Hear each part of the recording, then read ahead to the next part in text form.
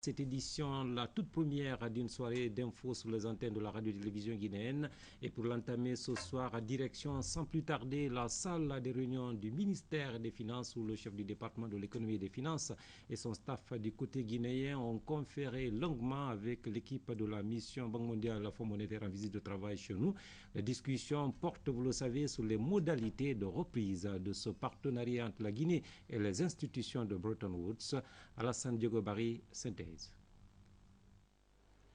Après la série de présentations, le ministre Kerfala Yansane du département de l'économie et des finances a défini tout d'abord le cadre et le contexte de cette première entrevue. Et côté Banque mondiale, on précise que l'objectif de la mission sur Conakry consiste à réactualiser en vue de réaliser rapidement les projets Banque mondiale suspendus depuis le 23 décembre 2008.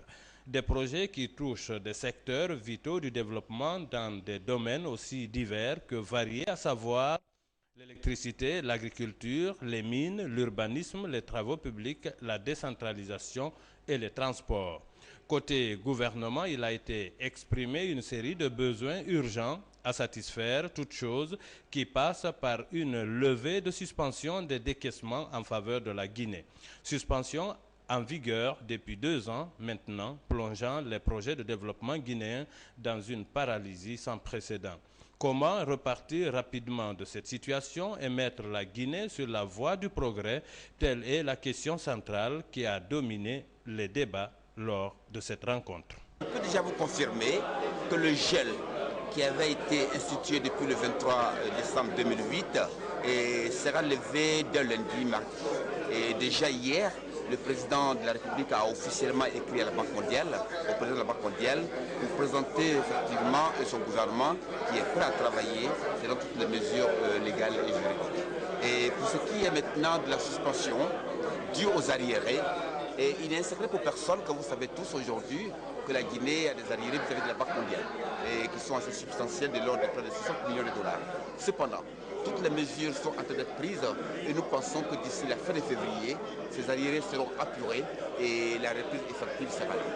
Et quel est le montant disponible actuellement, décaissable rapidement côté Banque mondiale pour la Guinée? Pour suivre le projet, je peux vous dire que nous avons au moins un portefeuille qui représente entre 200 et 250 millions d'encours disponibles. Cependant, mon collègue Mokhtar Thiam qui est là va vous dire c'est que nous pouvons mobiliser rapidement pour qu'ils soient décaissés dans les 6 prochains mois, bien entendu, de concert avec vos projets et vos techniciens.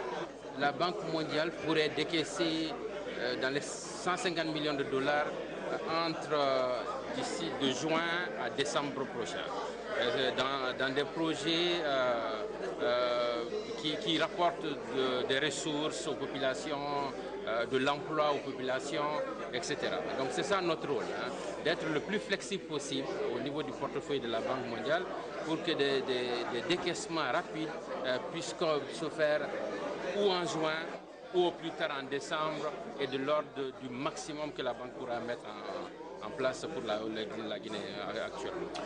Résoudre des problèmes immédiats et réfléchir sur des perspectives d'avenir, telle est la démarche des missionnaires de la Banque en vue de sortir le partenariat des sentiers battus, car comme le dit si bien le représentant résident de la Banque en Guinée, il n'a jamais été plus excitant de travailler avec la Guinée, cette belle demoiselle qui séduit tout investisseur, mais qui, peut-on ajouter, reste décidément difficile à conquérir du fait de ses caprices. C'est Alassane Diogo Barry qui signait donc ce reportage pour le compte de la rédaction. En déplacement à présent, le tout nouveau ministre des Télécommunications et des Nouvelles Technologies de l'Information qui se conforme au rituel de visite de prise de contact des services relevant de son département. Oui, Guy Lavogui a été voir sur place ce qui se passe à l'RPT, à la Soutelgui, à la direction des Nouvelles Technologies de l'Information. Thierno Ousmane Diallo était sur ses pas. L'autorité de régulation des postes et télécommunications. Première étape de la deuxième journée de prise de contact du ministre des Postes, Télécommunications et des Nouvelles Technologies de l'Information. L'organe en charge de l'attribution des fréquences et du contrôle des engagements des opérateurs téléphoniques projette d'accroître ses capacités de surveillance du trafic grâce à l'acquisition d'équipements adaptés à la lutte contre la fraude dans le domaine de la téléphonie.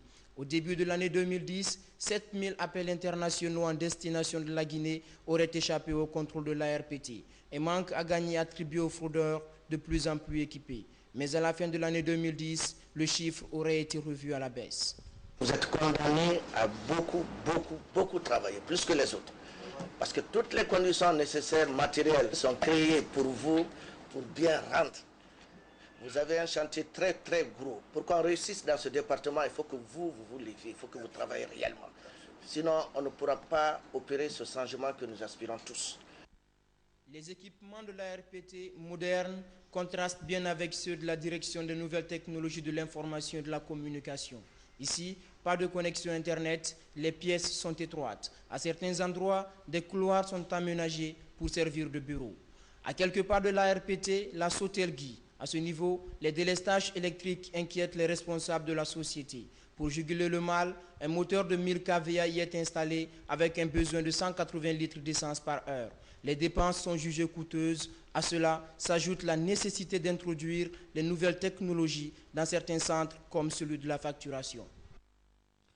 Comment rendre le poisson disponible et accessible sur les marchés du pays? C'est aujourd'hui la préoccupation majeure du nouveau ministre des Pêches et de l'Aquaculture. Moussa Condé Tatavieux a pris une série de mesures dans ce sens au sortir justement d'une visite de terrain à Conakry en Soumani Toumani Camara. Accueilli en liesse par ses mareyeuses, le ministre de la Pêche et de l'Aquaculture était venu voir l'état actuel des installations du centre frigorifique de Kénien dans la commune de Matam. Les différents entretiens avec le personnel du centre et les mareyeuses ont permis à la délégation ministérielle de connaître certaines difficultés qui entravent le fonctionnement du centre dans la conservation du poisson. Il s'agit notamment du manque d'électricité et d'eau, des réalités qui influencent négativement l'approvisionnement régulier du marché en poissons de qualité. Le poisson coûte cher sur le marché. Nous demandons aux amateurs de baisser le prix. Aussi, notre frigo fonctionne en dents de scie, ce qui fait que nos poissons pourrissent. Et nous payons 500 francs guinéens par carton de poisson et par jour pour la conservation. Séance tenante, le ministre Moussa Condé prend des mesures pour assurer le fonctionnement quotidien du centre frigorifique de Kénien. Et pour alléger les charges, les mareyeuses ne payent plus les frais de conservation du poisson. Le professeur Alpha Condé a toujours prôné le changement pour ce pays. Il faudrait que nous, les membres du gouvernement, qui sommes mis par Alpha Condé, que nous concrétisons par les actes, que nous sommes dans le changement aussi.